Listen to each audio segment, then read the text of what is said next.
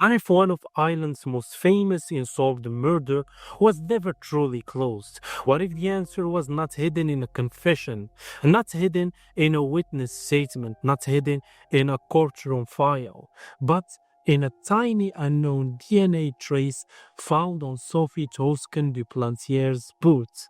For almost 30 years, this case has haunted two countries, Ireland and France. A French film producer, a remote holiday cottage in West Cork, a brutal discovery just before Christmas, a suspect who denied everything until his death, a family that never stopped asking for justice. And now, a new forensic lead has brought the case back into the spotlight. Investigators are not saying the case is solved. They are not saying they have identified the killer, but they are asking one question that could change everything. Who left unknown DNA on Sophie's boot? Before we begin, this video is based on public reporting and official investigation updates. The case remains unsolved in Ireland. No person should be treated as guilty unless proven in a court of law. Sophie Toscan du Plantier was 39 years old. She was a French television and film producer, a mother, and the wife of well-known French film producer Daniel Toscan du Plantier. To the public, she was connected to the world of cinema and television. But in West Cork, she was also known as a woman who loved the quiet beauty of Ireland. Her holiday home was near Tormore, outside Skull in County Cork. It was remote, peaceful, surrounded by narrow roads, fields, stone walls, and the kind of silence that makes every sound feel closer. In December 1996, Sophie traveled from France to Ireland. Christmas was approaching. The area was quiet. The nights were long, and Sophie was staying alone. Then, on the morning of December 23rd, 1996, everything changed. Her neighbor, Shirley Foster, discovered Sophie's body on the laneway leading to her isolated holiday home. Sophie had been badly beaten. The case immediately shocked Ireland. A French woman killed in a remote part of West Cork just before Christmas. No clear suspects at the scene. No immediate confession, no simple explanation, and from the beginning the investigation was difficult. The crime scene was exposed to the weather. The location was rural. The case quickly attracted media attention, and over time it became one of the most controversial murder investigations in Irish history.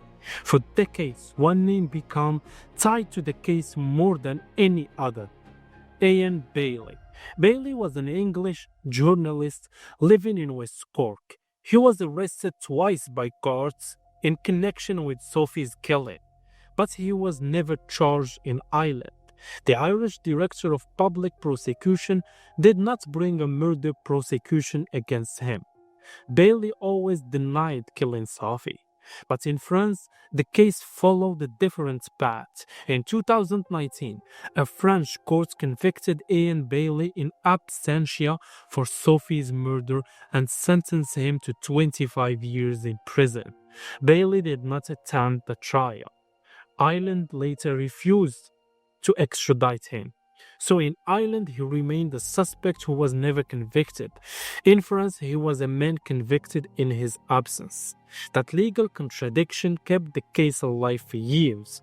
Then in January 2024, Ian Bailey died in County Cork. For some people, his death felt like the end of the case.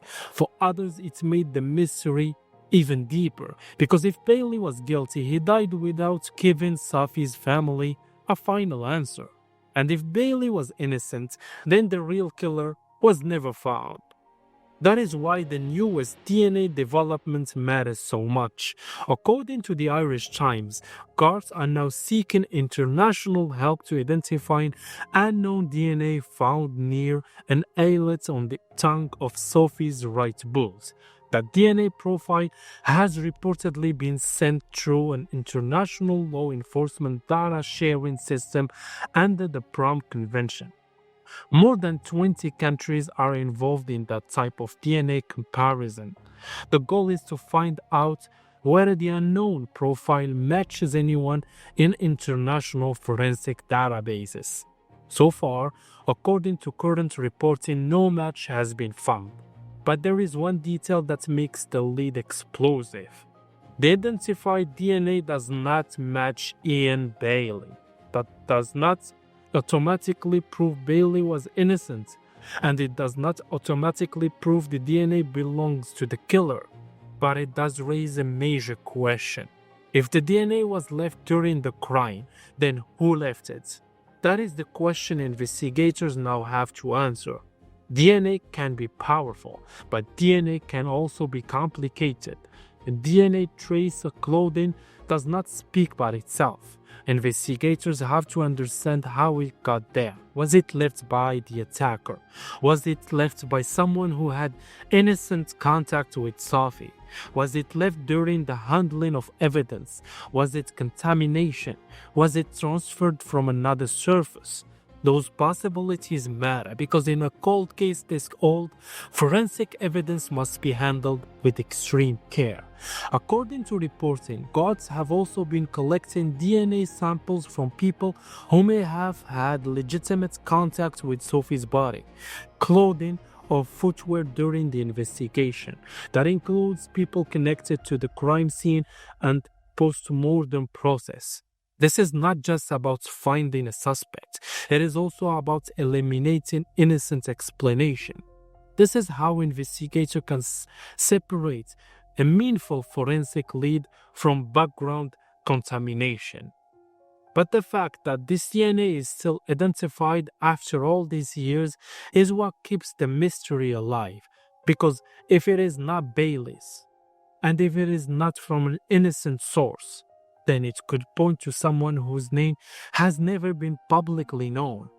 For nearly 30 years, Sophie's case has been dominated by arguments about Ian Bailey. Some believe he was responsible, others believe the case against him was weak, flawed, or incomplete. His solicitor has recently raised the identified DNA as part of an attempt to explore overturning Bailey's French conviction after his death. But Sophie's family has long believed Bailey was responsible. Divide is part of what made this case so painful. There was never one accepted truth. There was only suspicion, legal conflicts, public debates, and the family still waiting. But the DNA evidence brings the case back to something colder and more direct.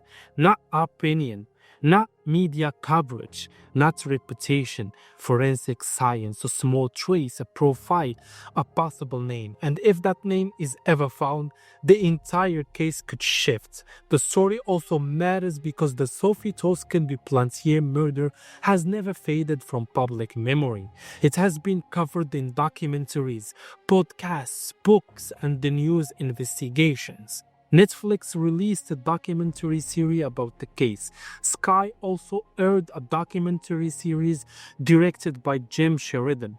For many true crime viewers, Sophie's case is one of the most haunting unsolved mysteries in Europe. But behind all the media attention was a real woman, a mother, a daughter, a wife, a person whose life ended violently outside her own home. And that is the part that should never be lost. Sophie was not just the center of a famous mystery. She was a person who traveled to a quiet place and never come home. Her son, Pierre-Louis, has spent most of his life connected to this case. Her family has carried the weight of unanswered questions for almost 3 decades, and every new lead brings both hope and pain. Hope that the truth may finally come out. Pain because the case had remained unsolved for so long.